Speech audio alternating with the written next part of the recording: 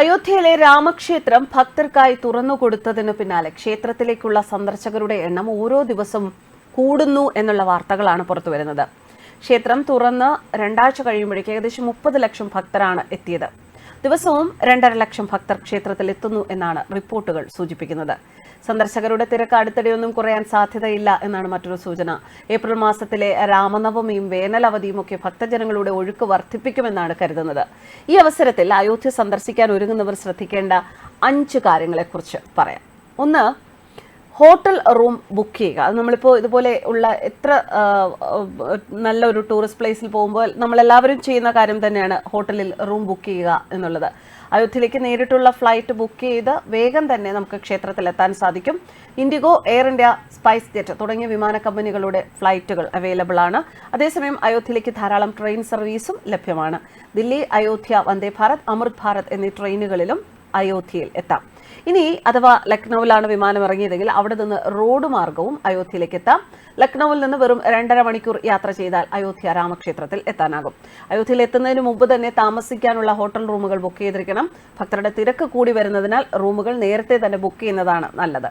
Holy Ayodhya app വഴി home stay book ചെയ്യാൻ സാധിക്കും. 2 ദിവസത്തെ യാത്രാ തിരക്ക് കണക്കിലെടുത്ത് അയോധ്യയിൽ ഒരു രാത്രി തങ്ങുന്നതാണ് നല്ലത്. 2 ദിവസത്തെ യാത്രയിൽ ക്ഷേത്രം വളരെ വിശദമായി കാണാനും വൈകുന്നേരത്തെ രാം കി പൗഡി വീക്ഷിക്കാനും പ്രസിദ്ധമായ ഹനുമാൻ ഗാർഹി ക്ഷേത്രം സന്ദർശിക്കാനും സമയം കണ്ടെത്താൻ സാധിക്കും. അപ്പോൾ അങ്ങനെ യാത്ര പ്ലാൻ ചെയ്യുക.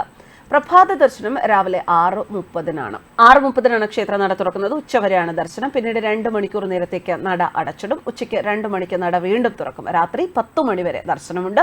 അതിരാവിലെയുള്ള ദർശനത്തിന് തിരക്ക് കുറവാണ്. അതുകൊണ്ട് അതിരാവിലെ നട തുറക്കുമ്പോൾ തന്നെ രാംലലയെ കാണാൻ ശ്രമിക്കുക, ദർശനം നടത്താൻ ശ്രമിക്കുക. ചെരുപ്പ്, മൊബൈൽ ഫോൺ, ഇലക്ട്രിക് സാധനങ്ങൾ ഇതൊന്നും ക്ഷേത്ര പരിസരത്തേക്ക് കൊണ്ടുപോകാൻ പാടില്ല. അതൊക്കെ സൂക്ഷിക്കാൻ ക്ഷേത്ര പരിസരത്ത് പ്രത്യേക സംവിധാനമുണ്ട്. അതിനുശേഷം ദർശനത്തിനായുള്ള പ്രധാന വരിയിൽ നിൽക്കാവുന്നതാണ്. ക്ഷേത്രത്തിനുള്ളിലേക്ക് പൂക്കളോ മറ്റു പ്രസാദങ്ങളോ കൊണ്ടുപോകാൻ പാടില്ല എന്ന കാര്യവും ഓർമ്മിക്കുക. ക്ഷേത്ര ട്രസ്റ്റ് ജീവനക്കാർ നിങ്ങൾക്ക് പ്രസാദം വിതരണം ചെയ്യും. ക്ഷേത്രത്തിലേക്കുള്ള കാൽനടയാത്ര. ക്ഷേത്ര പ്രവേശന കവാടത്തിന് 3-4 കിലോമീറ്റർ മുമ്പായി പോലീസ് ചെക്ക് പോസ്റ്റുകൾ സ്ഥാപിച്ചിട്ടുണ്ട്. ഈ പ്രദേശത്ത് വാഹനങ്ങൾ പാർക്ക് ചെയ്യുക. അതിനുശേഷം വാഹനത്തിൽ നിന്ന് ഇറങ്ങി നടന്നു വേണം ക്ഷേത്രത്തിലേക്ക് എത്താൻ. ധരംപാത്തിലെയും രാംപാത്തിലെയും തീർത്ഥാടകരെ ക്ഷേത്രത്തിലേക്ക് എത്തിക്കാൻ UP സർക്കാർ ഇലക്ട്രിക് ബസ് സർവീസ് ഏർപ്പെടുത്തിയിട്ടുണ്ട്. ക്ഷേത്ര ഉദ്ഘാടനത്തോടെ ഇവിടേക്കുള്ള വിനോദസഞ്ചാരികളുടെ എണ്ണത്തിലും കാര്യമായ വർധനയാണ് പ്രതീക്ഷിക്കുന്നത്. അതുകൊണ്ട് തന്നെ 3 പ്രവേശന റോഡുകളുടെ വീതി കൂട്ടലും വികസനവും പാർക്കിംഗ് സൗകര്യവും ഒക്കെ വർദ്ധിപ്പിക്കാനുള്ള പ്രവർത്തനങ്ങളും അനുബന്ധമായി നടന്നുവരികയാണ്. ഒരു ദിവസം ഏകദേശം 2.5 ലക്ഷം പേരാണ് ക്ഷേത്ര സന്ദർശനത്തിനായി എത്തുന്നത് എന്നാണ് റിപ്പോർട്ടുകൾ സൂചിപ്പിക്കുന്നത്. അതുകൊണ്ട് തന്നെ ക്ഷേത്രത്തിലേക്ക് വലിയൊരു ക്യൂ പ്രതീക്ഷിച്ചു വേണം ഭക്തർ ഇവിടേക്ക് എത്താൻ. 1-2 മണിക്കൂർ ചിലപ്പോൾ വരിയിൽ നിൽക്കേണ്ടി വന്നേക്കാം. അതേസമയം ക്യൂവിൽ നിൽക്കുന്ന ഭക്തർക്ക് ഇരിക്കാൻ, വെള്ളം കുടിക്കാൻ ഒക്കെയുള്ള സൗകര്യം ഇവിടെ ഏർപ്പാടാക്കിയിട്ടുണ്ട്. 4-5 സെക്കൻഡാണ് ഓരോരുത്തർക്കും ദർശനത്തിന് ലഭിക്കുക.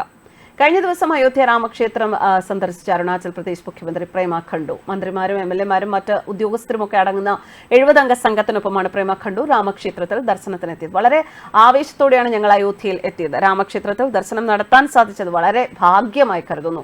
2 വർഷം മുൻപ് ക്ഷേത്രത്തിന്റെ നിർമ്മാണം ആരംഭിച്ചപ്പോഴും ഇവിടെ എത്തിയിരുന്നു. വെല്ലുവിളികൾക്കും പ്രതിസന്ധികൾക്കും ഒടുവിൽ 500 വർഷങ്ങൾക്ക് ശേഷമാണ് അയോധ്യയിൽ രാമക്ഷേത്രം യാഥാർത്ഥ്യമായത്. വിശ്വാസി എന്ന നിലയിൽ ഇത് ഏറെ അഭിമാനം നൽകുന്നതാണ് എന്നും ഖണ്ഡു പറഞ്ഞു. പ്രാണപ്രതിഷ്ഠാ ചടങ്ങിന് ശേഷം രാമക്ഷേത്രത്തിൽ ദർശനം നടത്തുന്ന രാജ്യത്തെ ആദ്യ മന്ത്രിസഭയാണ് അരുണാചൽ പ്രദേശിലേത്. അതേസമയം UP-യിലെ എല്ലാ MLA-മാരും ഈ മാസം 11 അയോധ്യ സന്ദർശിക്കുമെന്നും റിപ്പോർട്ടുകളുണ്ട്. UP നിയമസഭാ സ്പീക്കർ സതീഷ് മഹാനെ ഉദ്ധരിച്ചാണ് ആ റിപ്പോർട്ടുകൾ പുറത്തുവരുന്നത്. ന്യൂസ് ഡെസ്ക് കർമ്മ ന്യൂസ്.